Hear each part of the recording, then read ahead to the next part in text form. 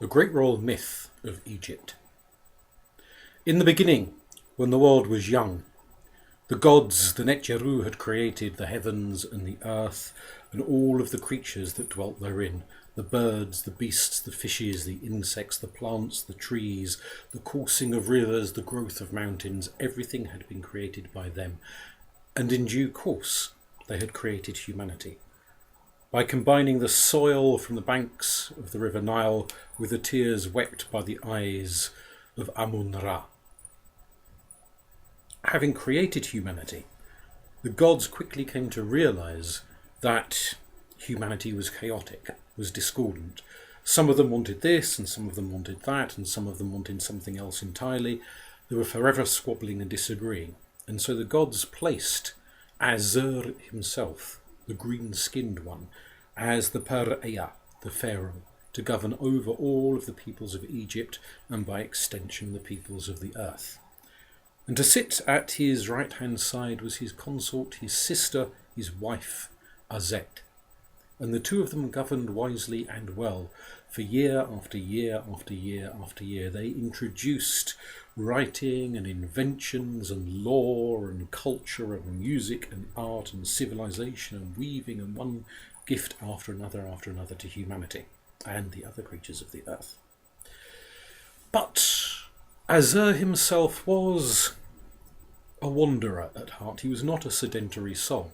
And whilst the lands of Egypt were vast, he always wanted to know what was beyond that mountain, what was beyond that hill, what was beyond that sand dune. Where did this river flow out to? What was on the other side of the oceans where the river flew out to? One thing after another he wished to know. And after many, many years of wise governance, it was agreed that his sister wife, Aset, would govern in his stead, whilst he himself wandered around the lands of the world. And wherever he went, he brought wisdom and culture and knowledge and enlightenment and sophistication, which is why so many other cultures of the world had echoes of the land of Egypt. And this went on for many a long year. And Aset governed as well as a husband, some would say even better. But no one can govern so well that others will not complain about it. No one can do anything so well that there will not be others who complain about it. And one of the ones who complained most strongly, although most quietly, was the brother of Asur, and the brother likewise of his sister wife Aset, the Setekh, the red-skinned lord of the desert, the red-haired lord of the desert.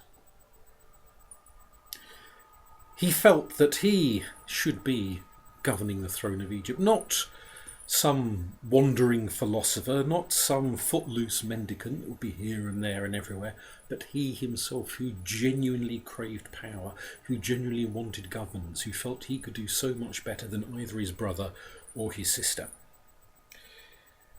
And he sought to achieve this by consultation at first, by offering his services, but Aset was wiser than he had given credit for and could see the resentment and the bitterness that fostered in the heart of her brother, and felt that in time, especially fanned by the flames of power, he would become more and more corrupt. And so she refused his offers of help. And indeed, although he didn't become more corrupt on power, he became more bitter, more resentful, more vindictive. He plotted and he plotted and he plotted, and one day he saw his golden chance when it was announced that his brother, green-skinned Asur, was returning from one of his many, many wanderings around the world to a great celebration, a great festival in his honour. And all of the other gods and the goddesses, the Netjeru, they brought gifts of this and gifts of that and gifts of the next thing. And Setekh came before his brother with a gift of a great, huge wooden chest, ornately carved and painted and bejewelled, formed in the shape of a reclining body. And he said, I give this gift to the court, that whomsoever fits perfectly within this chest, neither too long nor too short, neither too fat nor too thin, but a perfect exact fit inside this chest, shall keep it. And one by one, each of the gods and the goddesses, they got in and they tried it, and this one was too tall, and that one was too short, and this one too skinny, and that one too big, until of course at last the only one left to try was the Pharaoh, the Pharaoh himself, for whom the chest had been designed. So, Asur climbed into the chest, and it was a perfect fit, and everyone in the court rejoiced until in that exact second when everyone was clapping and cheering, out leapt the 72 followers of Setekh, and they slammed the lid shut upon this chest and they nailed it down. And then they started fighting off anyone who tried to interfere and prevent them. And between them, they rushed out of the court, carrying the chest with them down to the banks of the River Nile, and they threw it into the waters of the Nile. And off it was carried away upon the current. And nobody knows truly whether Asur suffocated in the airless container of the coffin of the very first sarcophagus, or whether it sank deeper and deeper into the waters and he drowned. Either way, dead was dead. And Setekh rejoiced at the slaughtering of his brother and said, "With him dead, with him out of the way, I am the true heir to the throne of Kemet, the Black Land, to the throne of Egypt." His sister, Aset, seeing the way things were turning, fled for her life, taking her handmaidens with her, and went deep, deep into the desert. And there she worked her magic. She prayed to Ra for guidance. And the great eternal sun looked down and sent her 7 gigantic scorpions to protect her and guard her. And she wandered around the desert for many a long year, protected and guarded by these scorpions. And after much thinking and philosophizing, she decided she would search out her long-lost husband. And she went from town to town to town, asking for rumours here and rumours there and rumours everywhere. And eventually she was told that the chest had washed up amidst the roots of an enormous tree that grew on the bank of the Nile many, many miles down. And she went to the land where this enormous tree grew, for it was a kingdom outside of Egypt itself.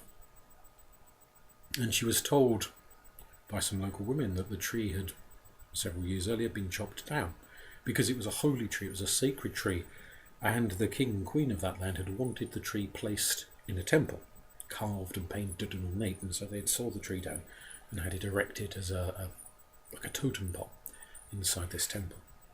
And it is a whole other story in itself as to how Aset acquired access to this sacred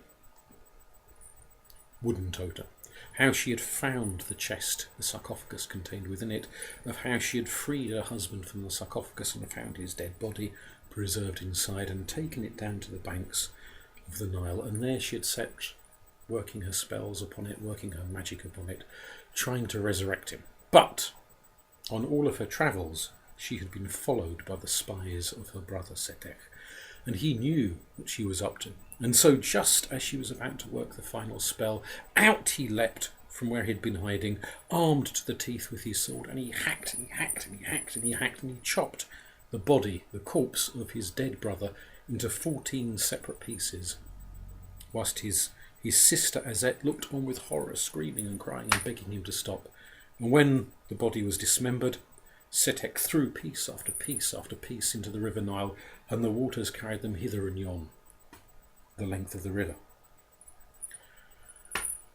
And his wife, Aset, fled once again for her life. And then she spent many more years tracking down the missing pieces of the body. Where each piece had washed up, there a great temple to Asur was built. She found 13 pieces with her husband. The 14th piece, some men might say the most important piece, had been devoured by the Osiris fish, which dwelt within a huge great carp. And so she had to create an artificial one. And she put it in place, and she took bandages and she wrapped these 14 pieces together like a jigsaw. And into the bandages she put oils and ointments and herbs and talismans and amulets to ensure that these 14 pieces not only stayed as a shape, contained together as a body, but were resurrected. But such was the limitation that even she, who was Waret Hakail, great in magic, even she could not resurrect him for any great length of time. He came back to life, but only for a period, a short, brief period, an interlude in which husband and wife fell upon each other, raining each other with kisses and intimacies. And when they had finished that, they talked and they talked and they talked until the dawn sun arose and the spirit of the green-skinned god had to depart to the land of Duat, the land of the dead, into the west. And he was gone. And before her was a corpse, a mummified corpse, the first Sar, the first mummy. But as a result of that union, Aset was pregnant with the god Heru, whom the Greeks called Horus. But the story of the burgeoning child within her womb and the life that he was going on to lead is another story, and the end of this one. Thank you.